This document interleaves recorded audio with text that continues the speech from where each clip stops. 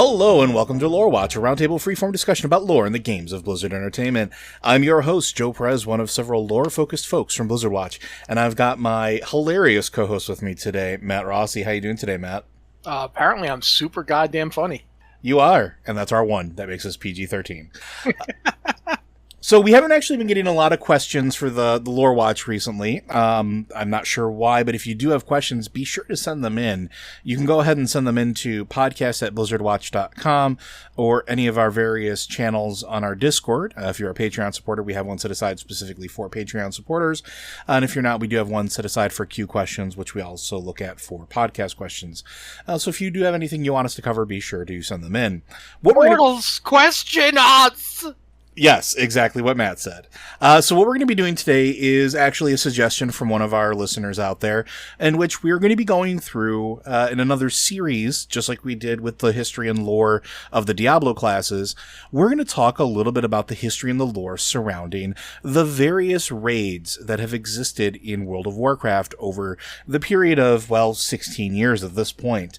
And we're going to be starting out with probably, I think, one of the most iconic and also the first real large-scale raid, not the first raid, because there were dungeons that are dungeons now that started as raids, but we're going to be talking about Molten Core. There's a little problem, though, with Molten Core, and we can't talk about Molten Core without talking about what brought it about, and that is specifically the War of the Three Hammers, which existed, or happened, I think, 300 years from the time the game started? So I believe that's correct. Maybe a little bit more, but I don't know the number off the top of my head. It is something like that. And what sparked the War of the Three Hammers was a combination of a couple things. And before we get into the finer details, it is the population of dwarves growing so large that they had to expand their range of cities, so that there were multiple cities throughout Azeroth in the mountains that were under the rule of the High King, Modimus Anvilmar, who was the High King and ruler of the Kingdom of Khaz-Modan. Here's the problem, though. He's immortal, and mortals die. And his death actually sparked the civil disruption, because there was a series of conflicts that made up that War of the Three Hammers between the three major clans. And that would be, you have your Dark Iron, your Wildhammer, and your Bronzebeard clans, all who were vying for control and leadership of the Dwarven kingdoms. Now, it should be pointed out, Modimus had an heir. Technically, he had four. The Anvilmar line continues to this day. There are living Anvilmar. There are two named ones, I believe, right? You have... he died. One of them died. The other one is if you've ever seen the World of Warcraft action figures, there's one of a dwarf warrior. He's the last Anvilmar. Thargas, I think it is? Thargas, yeah, I believe you're right. Yeah, because Halmar is the one that died. Yeah, he was considered the last patriarch. And apparently he had two other sons that have never been named. But we knew that he had 4 kids. Yeah, he had 4 children in total. But yeah, Thargas Anvilmar, who was a friend of Varian Wrynn for that matter, is still alive right now. Mm-hmm. He even showed up during the destruction of Theramore. He was involved in the talking about that in Tides of War. So he's been around for a while. He's still around. Technically speaking, he's the true king, and also of all of them. And he hasn't tried to raise a claim. The Anvilmar family has not attempted to ever retake the throne. It's just worth noting that they still exist. And I believe canonically he will come up later on when we talk about another raid, which is also directly tied to Varian Wrynn throughout the comics and Wolfheart as well. But yeah, so where do you want to start with the War of the Three Hammers? Well, I mean, you brought it up, so we should probably talk about what happened at the time when basically the Modimus Anvilmar died. Modimus the Anvilmar family had been the High Kings of not just Ironforge, but at the time Ironforge was Khaz-Modan, and they were synonymous. Mm-hmm. And he'd been the High King of the United Dwarves, all 3 clans. And when he died, by the way, when you go into Ironforge, the big statue at the front, that's Modimus Anvilmar. Yeah, he's the form that canonically that they take when they become the Avatar in the RTS games. or even the Defense of the Ancients, they're channeling the ancestral spirit of Modimus Anvilmar to become the Avatar. And that's who they're the Avatar of at that point. Sorry, I just thought that was an interesting tidbit. Please continue. Yeah. Basically, Modimus, during his reign, the three clans had basically formed and become, for lack of a better word, they'd become powerful enough to have their own influence. And Modimus actually knew how to deal with them. He was a diplomat who could like balance the three clans against each other and keep things going.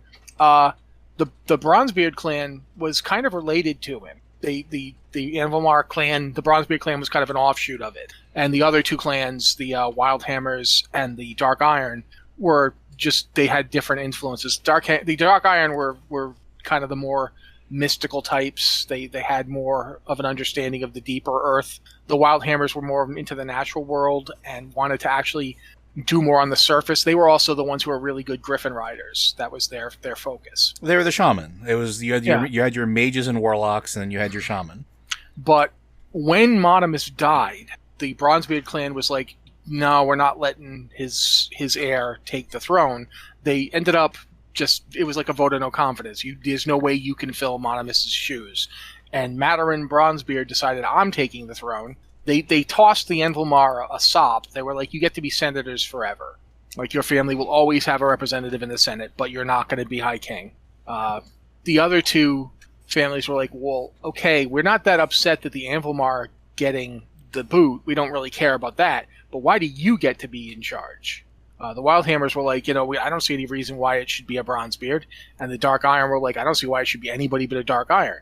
So at first, think of it as like three rival factions kind of like sizing each other up. But eventually, it just straight up, the Wildhammer were like, all right, we're not going to stay here and be ruled by a Bronzebeard. That's not happening. So they left. They officially left the Kingdom of Khazmodan and went up to what is the Airy Peaks. Now Grim Batal. They didn't go to Airy Peak yet. They went to Grim Batal, which is in the same area, but it was... And if you ever look at Grim Batal, like if you've ever been into the dungeon, Grim Batal is a very impressive structure.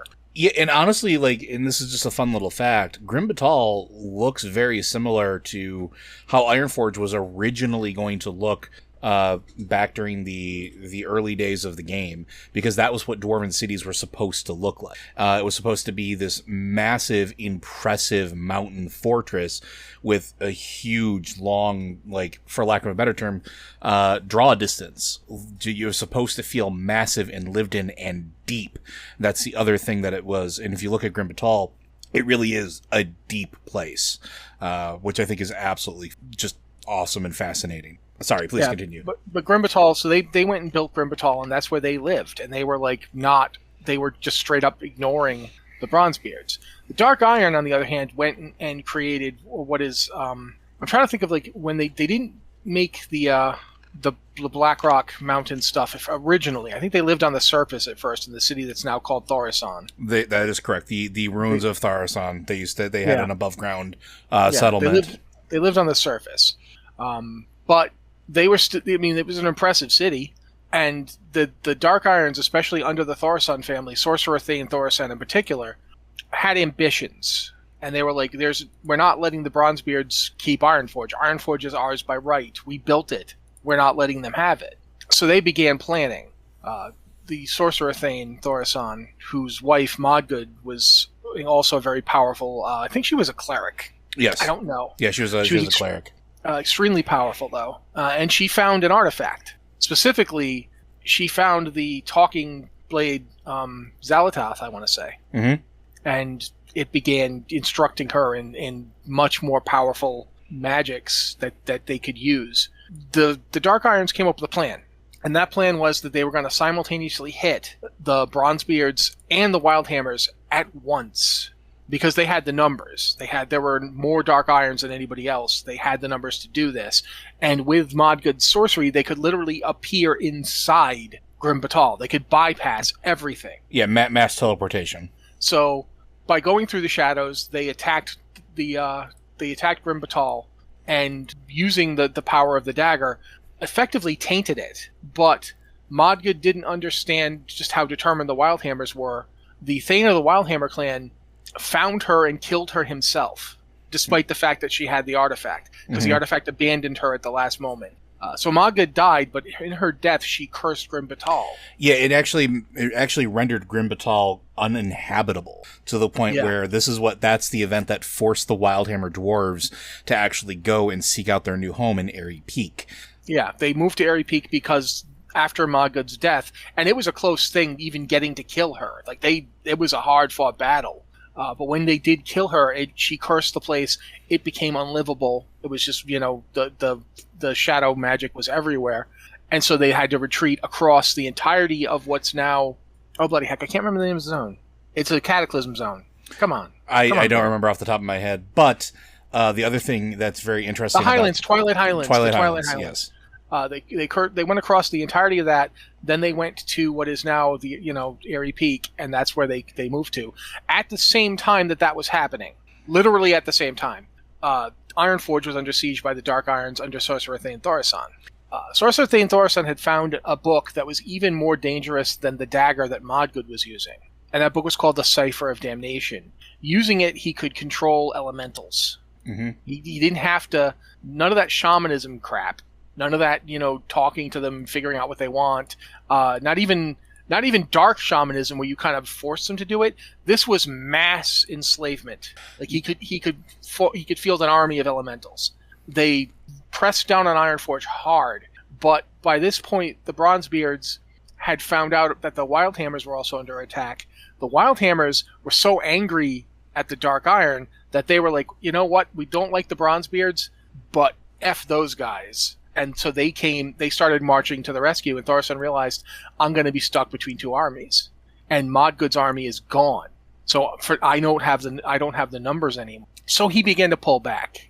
Even with his elementals, he didn't think he could win. He began to retreat into what is now the Red Ridge Mountains, but was not. At the time, the Red Ridge Mountains were just the Red Ridge Mountains. He retreated back until he got to the city of Thorison, where he decided, okay, we're going to have to make a final stand here because the Bronzebeards and the Wildhammers are coming, and they're angry. The Wildhammers just lost their home. The Bronzebeards nearly lost their home and had, elementals rising up out of the magma to attack them. So both of them were extremely angry, and there was going to be no quarter given. So Sorcerer Thane Thorison, who'd lost his wife and wasn't feeling tremendously like giving up, figured, all right, I'll try a scorched earth policy here. He broke open the Cipher of Damnation and used its power to summon the most powerful elemental he could. And he got the most powerful elemental he could. It just happened to be a Firelord. The Firelord Ragnaros. The Firelord, yeah, exactly. And when he did that, Thorison stopped existing as a city. Mm-hmm. Because when Ragnaros touched down on Azeroth, I want to say the Blasting Lands and Searing Gorge, those areas were created by his arrival. Literally all that stuff used to be the Red Ridge Mountains, and now more than half of Red Ridge Mountains were gone. You have to understand too, like, I can already hear the people talking about this or saying, but it's just Ragnaros. We fought Ragnaros multiple times, and he even had that foray into Hyjal Mountain where, his plane of existence sort of creeped in on ours, and it wasn't even necessarily nearly as bad as that. This is Ragnaros at still peak power. We never fought Ragnaros at his time. No, and this is Ragnaros fresh after being imprisoned for eons. This is Ragnaros who's been chomping at the bit to get back to the mortal realm, to get back to Azeroth in general, with all of that pent up power and anger and aggression touching down on Azeroth, causing just untold just buckets of destruction. Right? That's what touched down. It wasn't some little tiny shell of his former self that's being pulled through to the material plane. No, it was him being pulled out of his prison. But yeah. It's also worth noting, when Ragnaros touched down, he was furious that a mortal had attempted to use the Cipher of Damnation to enslave him. Because the rumor is, and we don't know this for absolute certain, but when the old gods came to Azeroth, the elemental lords were there already fighting each other.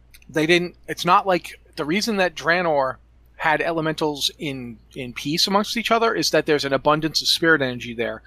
There's so much spirit energy on Draenor that the elementals could just get all they wanted. There was so much left over after the elementals got all they wanted that plants could become enormous, powerful monster things.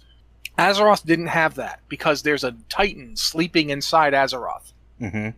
And that Titan drains as much spirit as it can to feed and grow. So Azeroth is comparatively barren of spirit, and the elementals fight over it. So they were fighting each other, the 4 elemental lords. They've been fighting each other for like countless eons. Olgod showed up, declared war on them, beat them through their like sheer numbers. They just kept making more and more and more and more servants out of their own bodies. But also, they had the rumors they had the Cipher of Damnation, and they used it to enslave the 4 elemental lords. Imagine how angry Ragnaros was when some guy, nothing, one mortal being attempted to use that power on him after eons, after the Titans, Thorason's ancestors were the Earthen, who served the Titans. The Titans who came to Azeroth, beat the elemental lords, and then imprisoned them in the elemental planes. So knowing and now this, one of their descendants is attempting to enslave him with the Cipher of Damnation. Wasn't happy. Yeah, and I was going to say, some folks have said that this is like extreme hubris on the Sorcerer Thane's part. It's really not, though, when you think about it. Thinking of the stories that you've heard of your ancestors and how they were the ones that fought and enslaved and pushed back not just the elementals, but also stories of like possibly the Black Empire, because we know that there's some of that floating around. Maybe not necessarily widely known to the common folk, but definitely to those in charge of their respective clans, because otherwise Magni wouldn't have known to do what he did. So there's a certain level of, I'm the most powerful magic wielder of my clan. I have these 7 amazingly powerful sorcerers that work under me. Us together, our combined power, can use this artifact to do exactly what our ancestors did. The problem is, it didn't exactly work out for him in the way. So, I mean, we could debate on the concept of whether or not how much they knew, because they had forgotten a lot. Sure, and there's stuff that definitely lost the time as well, right? For instance, Magni wouldn't have known to do what he did if not for Ulduar. True. Very, very true. He did not know about it before he got the tablet from Ulduar. But anyway, we know that the dwarves had a knowledge of Uldaman. We know that they had access to the Discs of Nerganon, although possibly not full access. It is fair to say that, Thorasson had at least a belief that he could do it. But he was absolutely wrong. Mm-hmm. Ragnaros came down, blew up the city of Thorasson, killed a huge amount of dwarves, and destroyed the region so thoroughly that the Bronzebeards and Wildhammers, who were like literally coming over the mountains and saw this, were like, "We're good. I don't think we need to do anything. They can't possibly still be alive, can they? I mean, there used to be a mountain range here, and it's not here anymore. That's gotta have killed them, right? I'm thinking it probably did.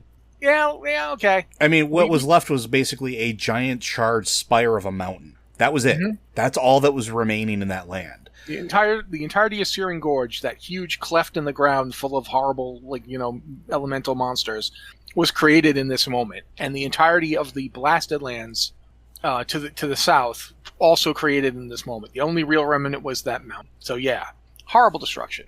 The Wildhammers were like, okay, we need to go find a new place to live, so we're going to go do that. The Bronzebeards were like, look, I get that you don't like that we have Ironforge, but come on, look what just happened. We really can't afford to hate each other. And so they didn't make peace exactly. It was a ceasefire. They had kind of an alliance of convenience. The 2 kings, the Wildhammer chief and the king of the Bronzebeards, effectively, if you go to Dunmoreau, their statues are right there on the road. Yes. The road passes between the statues of the 2 kings. The High Thane and Kadros Wildhammer. The High Thane Kadros Wildhammer, I believe. And I can't remember. I think it was Mataran Bronzebeard? No, I don't think it was Mataran. I think it would have been his son. But let me look up and make sure. Yeah. No, it is actually, you're right. It is Mataran. It's Mataran Bronzebeard and Kadros built in the statues. Yep. So it's Kadros Wildhammer and Mataran Bronzebeard, who kind of they weren't buddies, but they were like, look, obviously you guys have your own thing going on. We've got Ironforge. Let's just let everybody, be what they are. So they weren't allies and they weren't considered the same nation anymore, but they weren't enemies, and they kind of started heading down the path of becoming allies. Yeah. The other thing that I thought was interesting about that is while this marked sort of the end, this event was the end of the War of the Three Hammers, right? Because it wasn't worth fighting anymore. The Wildhammer had enough things to deal with. Also because Going back to Grim Batal for a second, what happened there, on top of everything else, with Madrid dying and leaving that sort of black, dark spot on that, making it uninhabitable, also left behind a bunch of mutated Dark Iron dwarves, and they're referenced in the game, although I don't think we've ever seen them. The creature is called the Skadron, and these are essentially like if Cathraxi and dwarves had children, that's what they would be. Which is definitely, makes sense when you consider General Umbris and Xalatath being used in that particular place. So when we go there and we see all the trogs, that's after the Skadron have either moved on or are deeper in the city. They're all the Dark Iron that survived, quote unquote, what happened there. So with the trogs, with General Umbris sitting there, with the Skadron running around, doing what they're doing, and being essentially almost more animal than dwarf at this point, because they're just driven insane by the transformation of dark energies that have gone through their body, the Wildhammer don't have time to fight on top of everything else, right? They need to find a place to live. They need to find a place to secure their future, and they still don't want to be under the control of the Bronzebeards. And at this point, it's like, well, we're going to go do our thing. You go do your thing. If we need to fight a common enemy, that's great, but don't expect us to be besties. We're not going to be... One of the things that happened, too, is Madarin, at the end of the War of the Rings, Madarin Bronzebeard offered the Wildhammers a place inside Ironforge. He's like, look, we can make a room for you. You can live here. And they were like, no. We made our decision. We left. We're not going to be ruled by you. That's not happening. So the Fandal Span Bridge was created to link the two. The reason that the Bronzebeards, the Ironforge dwarves, colonized the wetlands was to keep the link between Airy Peak and Ironforge intact. They wanted to have trade. They wanted to interact, but there was no way they were going to let the other clan rule them. And that's kind of how they started getting from cautious allies to cautious. Okay, this one time they started, having trade between the two. They started having. Allies seems like it's pushing it, but they were no longer antagonists. A truce. Yeah. But while this was all going on, people didn't realize that the Dark Irons had survived. Yep. Not all of them, obviously. Quite many of them died, but Thorson, although not his sorcerers, they didn't make it. But Thorson himself survived, partially because Ragnaros was interested in this being who thought he could control him. I thought Thorson died in the blast and it was his son. Oh, you might be right. Yeah, because I thought Sorcerer Thane Tharasan died with the original 7, and then the only survivor was his son. Yeah, you're right. Thorson, the 7, and many other Dark Irons were killed instantly in the resulting immolation. You are correct. I had forgotten that. No, it's okay. It's because now you have his young son, who's the only living heir to that line at this point, the one that we interact with when we go into BRD, the one that we go and murder. He's the one that gets sort of co-opted by Ragnaros. Well, it's not. The thing is that Daegrin Tharasan, who's the one we see, is not the guy who survived. He's not the son of Thorson and Magad. He's more like a grandson. He's a direct descendant, but he's not their son. Oh, that's right. No, because there was Dagron before that, right? Yeah, well, he's like Dagron the Third, I think. Dagron the Second, I think. Yeah. Yeah, because there's Dagron the Third is Moira's son. Son. Yep. But oh no, actually no. Dagron Thorson the Second is his son. It says Thorson and Magad are his ancestors, but we don't know who his father was. Interesting. Okay then. Yeah, we just straight up don't know. We don't know how he descends from Thorson. We just know that he does. But whoever was the Thorson heir was basically enslaved and forced to move his people to the mountain. Yeah. And in that mountain, Black Rock Mountain, they created the most impressive dwarf city on the face of Azeroth, as far as we know. I mean, there could be another dwarf city somewhere that's more impressive, but of the cities the dwarves created, this was the most impressive of the ones we know of. And you think about it, because they not only built it into what was essentially a mountain that is larger than Ironforge, because it is larger than that mountain range canonically, but deeper, further, and into essentially molten lava. Because if you look at, let me put it this way. If you look at that mountain, if you look at every raid that is in that mountain, they are all part of the original Black Rock city that the Dark Irons created. And that's how many? Well, let's see. We have Upper Black Rock, Lower Black Rock. We have obviously the Molten Core, because there's some area there. We have Black Rock Depths.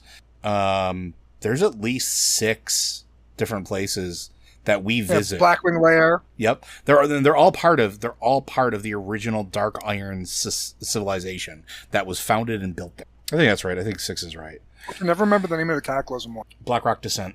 I want to say. Well, that's the raid, but there was also a dungeon. Keep talking. I'll look it up. Yeah. So basically, the Dark Irons made this enormous city. Oh, Black Rock Cavern. Again, Black Rock Caverns. Okay, they made this enormous city dedicated to Ragnaros directly, enslaved by the Firelord, and then they started working on constructing a place for him to sleep, because by being pulled forth into the mortal plane as he was, almost all of Ragnaros' power had gone into the explosion. He was much weakened. As he says, when you go into Molten Core, and we're going to start talking about Molten Core here, when you go into Molten Core and you actually confront Ragnaros, he says to Major Domo Executus too soon. He wasn't done resting. It took so much of his power to pull him through into Azeroth that the explosion that destroyed... Because keep in mind, what he did with the Cipher of Damnation, what Sorcerer Thorson did, was to directly circumvent the will of the Titans. The Titans banished the Elemental Lords to the various elemental planes. They banished Ragnaros to the Firelands. To pull him back into Azeroth meant directly going through the barriers that were put up to keep them out. And remember, when Deathwing broke those barriers, he had to destroy the Titan pillar in Deepholm that was holding the worlds apart. He had to actually destroy that. Thorson did it without destroying any of the protections, so the power release was enormous. Because the Titans had literally created barriers between the worlds, so you couldn't do this.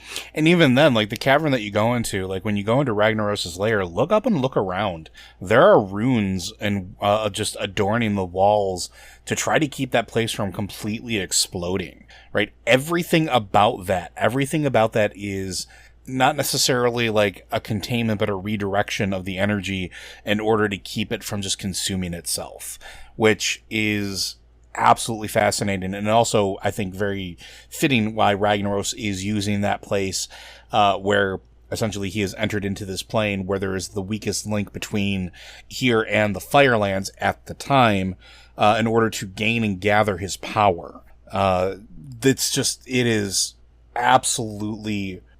I'm trying to think about it. It's like sticking a lightning rod down, right?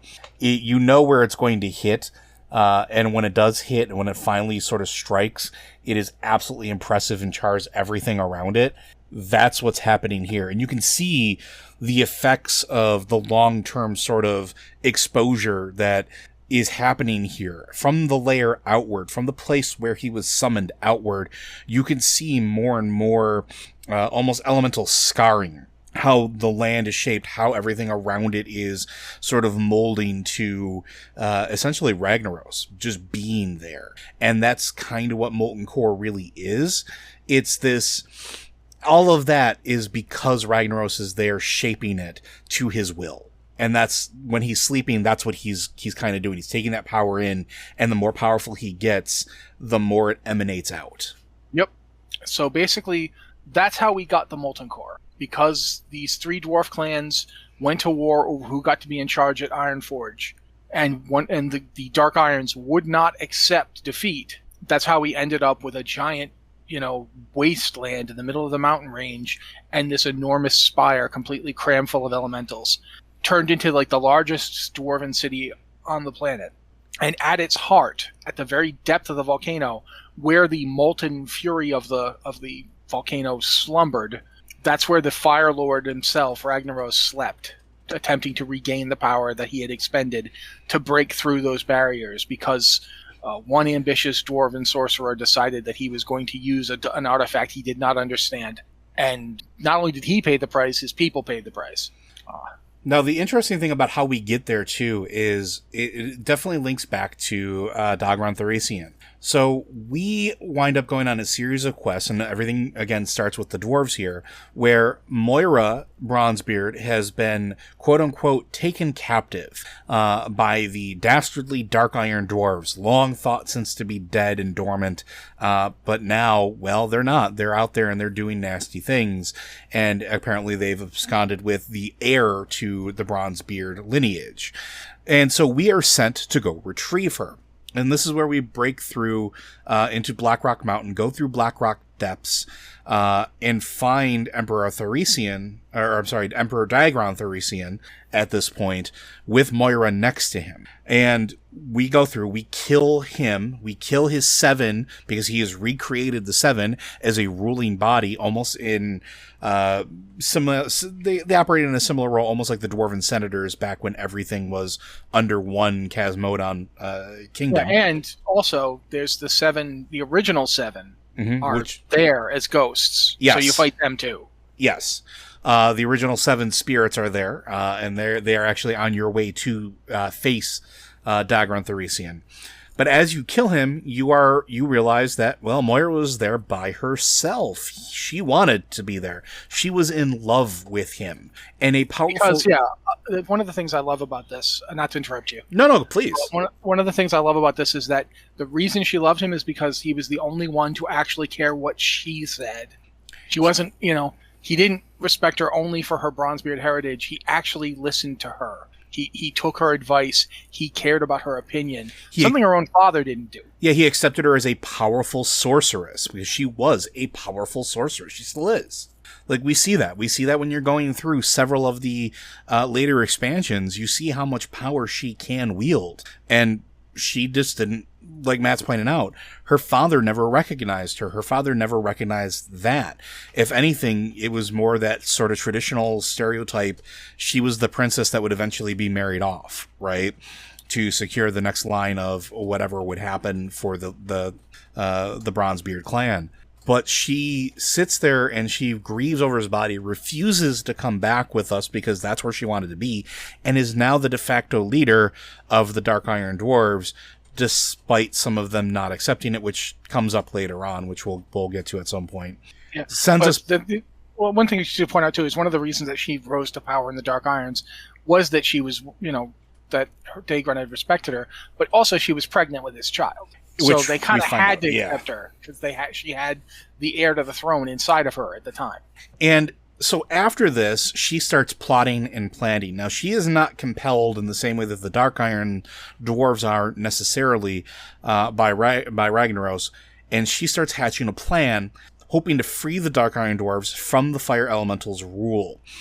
And she is the one that started leaking the rumors and stories about, one, the threat that lays at the center of the Molten Core deep below the Blackrock Mountain, but also the treasure trove of treasure that is laying there in his grasp.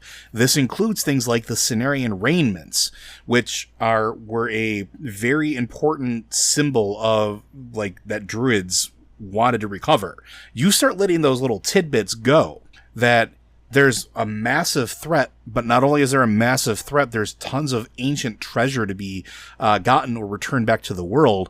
Now you start enticing the heroes of Azeroth to start taking the fight to your captor themselves without you having to lift a finger. And that was incredibly intelligent and shrewd, and just showcased how well she looked at situations and devised plans. Because now she could still be seen leading the people in the way that Ragnaros and his elementals want, so that no more harm comes to them. She can be seen doing what she needs to do to keep up appearances, all the while waiting for the adventurers and heroes of Azeroth to come and send the fire elemental back from this plane and beat back him and all of his minions. And there were a lot of minions that he had summoned or had come to this place as part of his power base, right? It wasn't just elementals either. You had the Major Domo that from the Firelands game, his salamander ally. Yeah, he pulled through giants. Sulfurans, I think. Yeah, he was not kidding. This was going to be a full-fledged invasion. They were coming in force. Ragnaros intended to set the entire planet on fire. Mm-hmm. It's just that unfortunately for him, he was still sleeping off his, explosion, so he couldn't really do much to stop us. And when we got to Majordomo, we managed to beat him until he was compelled to actually summon Ragnaros forth, which Ragnaros didn't want. Ragnaros did not want to fight us yet. He wasn't ready. That's one thing that did be said on Moira's behalf, too, is we're talking about how she manipulated people. She manipulated the Hydraxian Water Lords. Yep. They're not exactly easy to manipulate. They're giant water elementals. They don't really have the usual needs and wants, but she managed to get them. Their sheer hatred for the Firelord and his minions was so great that she managed to actually manipulate them. They straight up helped her along. They did her bidding. And she didn't even know it. They had no idea she was behind any of this. That's pretty impressive. Yeah, and I think it is. It's Duke Hydraxis. I think is the one that wound up getting convinced to do that. Right, like it just feeding that information to that elemental, because I think it comes up in Legion, because you deal with Hydraxis instead of Neptulon, despite Neptulon magically showing back up in Legion, but that's a whole other story. But he's sent to work with you on Neptulon's behalf, and there is definitely interplay there that says, hey, we're not going to get God again. However, the Hydraxian Waterlords did what they needed to do because that was what they, needed to do. They needed to make sure Ragnaros didn't come back to Azeroth and exact his essentially his purge protocol. And Moira knew that. Moira somehow knew that. I mean, I guess it's pretty much common sense that water and fire don't get along together, but that the elementals in some capacity didn't like each other and knew exactly what strings to sort of pull to get the Hydraxian Waterlords involved. And they're the ones that recruit the adventurers to go forth and do that. They're the ones that give us the ability to move through and actually snuff out the runes that have been very carefully placed throughout all of Molten Core to sort of expand the power base of Ragnaros, right? Like that's why his power was being held into that place, was these fiery branded runes that nothing else except for what was the name of the item? Quintessence of Water. The Quintessence of Water. Nothing aside from the Quintessence of Water could actually extinguish. And here we go, doing all of that. Slowly eroding his power as we're going through. Taking out his different generals. Killing his favored pet and giant sire of all of the other core hounds. Like, the beast. Like, we are going through and doing all of this because Moira needed us to do this. And it should be pointed out, too, one of the things that we find out about the elementals, the first time we find out the elementals are in conflict is in the Molten Core raid. And one of the things we find out is on Ragnaros' minions are two pieces of an ancient artifact that allows you to summon Thunderon, the Prince of the Air. And the reason that this exists is because Ragnaros and his minions ambushed Thunderon and consumed him. So the elementals fight to the point where they destroy each other. Like, Ragnaros and his people, destroyed Thunderon. But because Thunderon was the son of an elemental lord, it was the kind of consumption that lasts eons. And by regaining the pieces of the talisman, you were able to recreate Thunderon and battle him directly. So that's also related to the Molten Core. That's something else that happens while we're there. That's something that you need to know about in terms of the elementals. In terms of the Molten Core itself, the reason that, the elementals are all in opposition.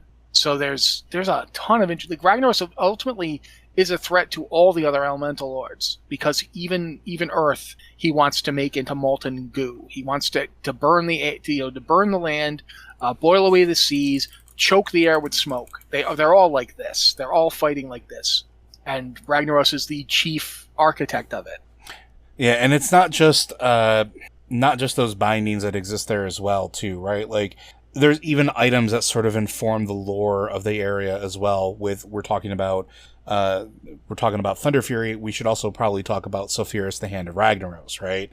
Ragnaros' main weapon was this mighty fire-infused war mace that was essentially an extension of him. And what we do is something that Emperor Thyresian couldn't have done. And we go through and use metal forged in the fires, essentially of his essence, right? Sulfurian ingots. We take the Eye of Sulfuras, and we infuse the essence of the Firelord essentially into this item. We diminish him, we send him back, but we keep just enough of him, just enough of his power to create this devastating artifact. And at this point, I would consider it an artifact. Yeah, it's a legendary weapon in the game, but that's just the game. Yeah. In terms of what the item is, the thing is that the Sulfuras Hand of Ragnaros that you create is not the original. No. Of course it's not. The original is massive. And the original is a piece of him. Yeah. That's why you see it when you fight Ragnaros again in the Firelands. He drops Sulfuras the Extinguished Hand, which is, again, it's not the original. It's just a recreation of it. It's like an echo of it. Because the original is part of Ragnaros. But the item that you create, the Sulfuras Hand of Ragnaros, is enormously powerful.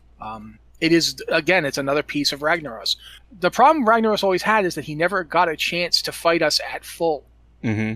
Even when he went back to the Firelands, he'd just gone through, he'd gotten driven out of Azeroth twice. Because he gets pulled back into Azeroth by Deathwing. Mm-hmm. And the explosion that time is what creates the fire-destroyed part of Hyjal, which may not be as big as the burning the blasted lands and the is it the blasted lands or the burning steppes? It's the burning steppes. Yeah, the burning steppes and the Searing Gorge are bigger than that part of Hyjal, although not by much. But the Hyjal part actually has like straight up molten lava everywhere. It's like pouring out of the ground. In both cases, Ragnaros is forced back, and by being forced back, again, he loses a portion of himself and doesn't get time to regain it. Ragnaros was really unlucky in that way because he'd been pulled through. What really gets me is we don't understand how Deathwing pulls him through. Yeah, it's never actually fully explained. It's quite possible Deathwing had the Cipher of Damnation. Because, again, the Cipher of Damnation was probably the thing that the old gods used to enslave the Elemental Lords in the first place, and Deathwing served an old god. So it's quite possible that he was given the Cipher of Damnation. But, yeah, the Molten Core was basically... Had we not gone in when we did, had we not acted when we did, there was going to be a giant fire elemental invasion within a few years. Yeah, and you can already see bits of it too, right? Like part of that was also the explanation of why the elementals that we run into near there, right, are so unruly and quick to anger. And if you play a shaman in the early parts of the game, it's interesting because back then, when you started and you did your totem quests, it wasn't totems that were carved by you. They were given to you by elementals that you worked with and bargained with. And that's all of them. The water elementals, the air elementals, the earth elementals, and the fire elementals. You dealt with them, the ones on Azeroth, to sort of come to an agreement. And they granted you the ability to call upon them when they deemed you worthy. But as you get closer to where the burning steppes are, as you get closer to where Blackrock Spire actually is, when Blackrock Mountain actually is, they get a lot more unruly. You can't reason with them. There are several quests that I don't think exist anymore that actually dealt specifically with that pre-Cataclysm. You might be able to see them in Classic. I haven't played nearly enough to know if it exists or not. But as a shaman, you were sent to go deal with them because they couldn't be reasoned with. And part of that is because they weren't listening to anybody else's anything because their general was, slumbering a couple miles away and his power was still there. And it's like, why am I going to listen or bargain with you, meatbag, when the guy that's going to burn this place to the ground is going to pop up any moment and then we're going to be the ones in charge. And it was always a nice little touch because it made perfect sense. It made sense that as you got closer to his domain of power, that they wouldn't listen to you, they wouldn't bargain with you, they wouldn't care about you. Because again, they're big bosses there. So why do they care? Why should they even deign to acknowledge your existence?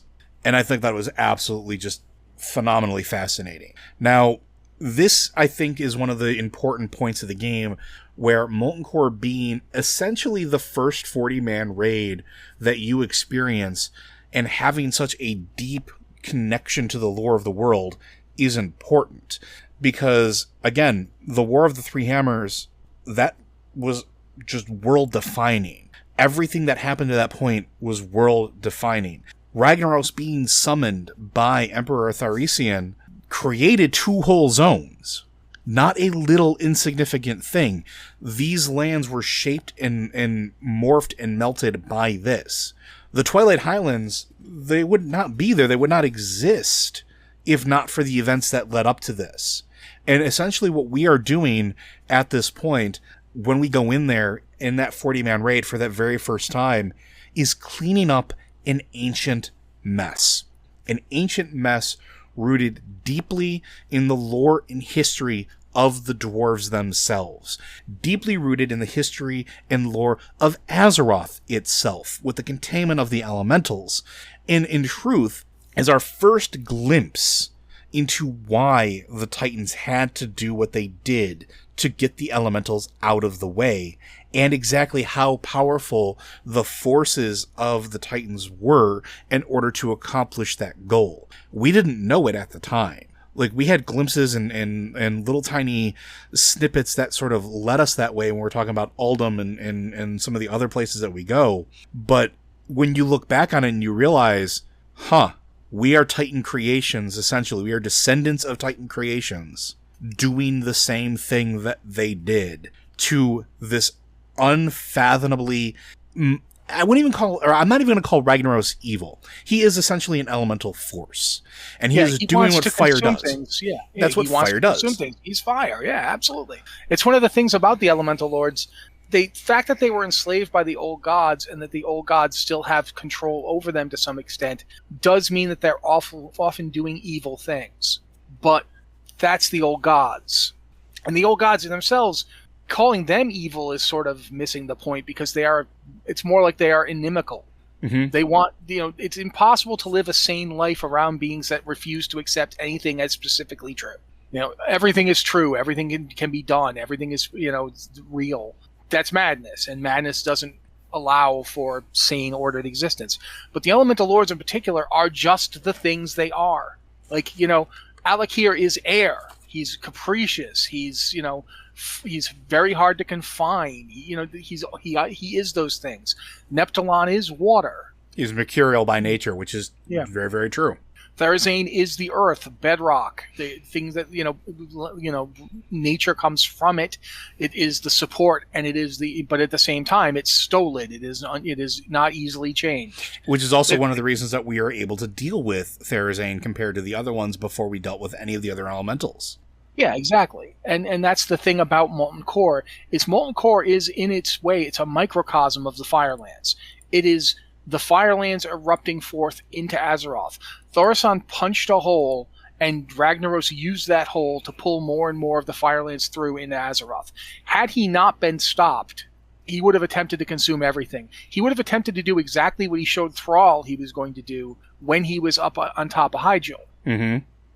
That was his goal. It's always been his goal, because that's what he is. Imagine if instead of Emperor Tharisian, if back then it had been our good old friend Deathwing that had punched that hole and drawn Ragnaros through. Ragnaros at full power. Ragnaros not having been sent back from Azeroth twice previously. Ragnaros who hadn't lost control over a portion of the Firelands and embroiled in his own version of a civil war, because that's a thing that was happening too, don't forget.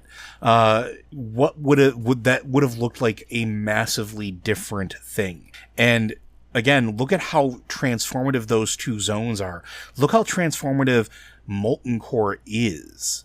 And remember that it was not originally just this cavernous molten place. It was part of the Black Iron, or the Dark Iron civilization. How much it morphed and transformed in those creatures that call it home. And think about how different that would have been had he had been at full power or given access with a larger hole, right? It's this idea that you start with a pinprick And that's kind of what Thoresian punched that hole through reality. This small little pinprick. And he reached through it and he pulled out Ragnaros. Well, Ragnaros is still tethered there. And all these years, Ragnaros is trying to pull that hole larger, stretch it to a point where more and more of not just himself, but his land can come through so he can complete his directives. So he can, whether it's at the behest of the old gods or whether it's on his own fiery nature to consume the world, we got lucky. We got lucky that Thoresian wasn't better than he was, that the Seven weren't more powerful than they were, and that they didn't quite understand fully the cipher of damnation. And that item itself is rooted in such rich history for the game where it's come up so many times. In fact, it even comes back up in Warlords of Draenor. There's an alternate version of it that exists. You see it when you go to Outlands. There's reference to the Cipher of Damnation when you're going through, I think it's Shadow Moon Valley. Yep, it's the quest from Ornog Tornheart. And it's, you see it, the Cipher of Damnation is the thing that Gul'dan used to destroy what is Shadow Moon Valley. Because if you went to Draenor, in Warlords of Draenor, you saw Shadow Moon Valley as it had been. Gul'dan used it to rip the elementals away from the world and turn Shadow Moon Valley into a fel-encrusted heck hole. That's that huge fel-spewing volcano in the center of it, all that blasted area. Gul'dan did that before Draenor got destroyed and turned into Outland. He ruined Shadow Moon just because he could. And we see him use it, again, as Joe just pointed out, we see him use it in Draenor to enslave Sirruk the Firelord. Yeah, the Dirge of Karabor. He's not a joke. He's a massive, powerful being, and he is enslaved by Gul'dan. He's a Firelord in his world. He is the version of Ragnaros, and the cipher actually worked in Gul'dan's hands. Gul'dan actually pulled it off. Granted, Gul'dan was getting help from the Burning Legion, but he did it. So keep in mind just how much power Thoresen failed to control. Yeah. So all this to say that at the end of the day, Molten Core is a very, very important raid. And it's one of those things that I think a lot of people maybe take for granted now. Maybe you didn't experience it when it first came out. Maybe you just run through it with your buddies or maybe by yourself for Transmog. But when it was an at-level event, it had a little bit of that importance brought back into it because, again, it was the first raid. But it was the first raid that was just steeped and basically the culmination of years and years of build-up, years of lore that the game had, even though it was a brand new game that, and I understand that they had created a lot of this essentially for World of Warcraft, but it was an important part of a lot of establishing the depth and breadth, essentially, of Dwarven culture, as well as the Titans and the Elemental Lords. Because you hear about them as you're playing through, as you're leveling up, but you don't experience them. And Ragnaros is your first introduction to it. And it was not an easy fight back then. And it felt every bit as epic and almost like that hopeless battle of you, a mortal, going against living molten fire energy. It was a fantastic piece of story that is still being built upon today, right? And that's sort of the importance of that lore, of that particular raid, is that so much built off of it. And we'll talk about more of it as we go through the series, because there are at least 2 other raids that directly tie to Molten Core in where they are located and their creation and the history therein. And without Thoresian, without the Dwarves, without the War of the Three Hammers, without the Elemental Lords and the Titans and the Battle of the Black Empire, would never have existed. And it wouldn't have given us as much ongoing story as we have now. It wouldn't have made what happened with Deathwing nearly as important later on in Cataclysm.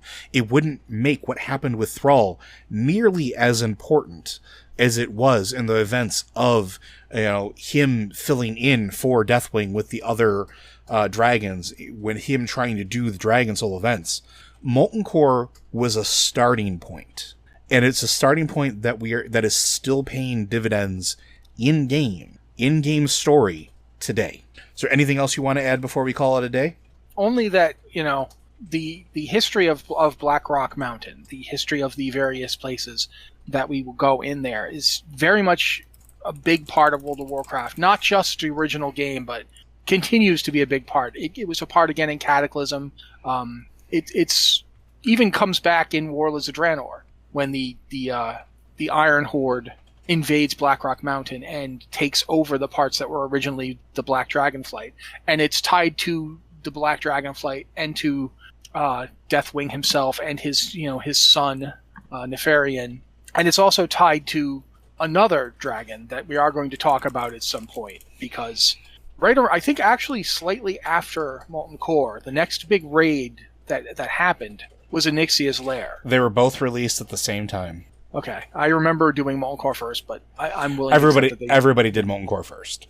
But Onyxia's Lair and how Onyxia's Lair ties into the future of other raids and how Onyxia herself affected the history of World of Warcraft is a big deal, and it's something I think hopefully we'll get to do it next week, unless you guys come up with some good questions for us. And so maybe don't ask us nothing, and we can talk about Onyxia all week.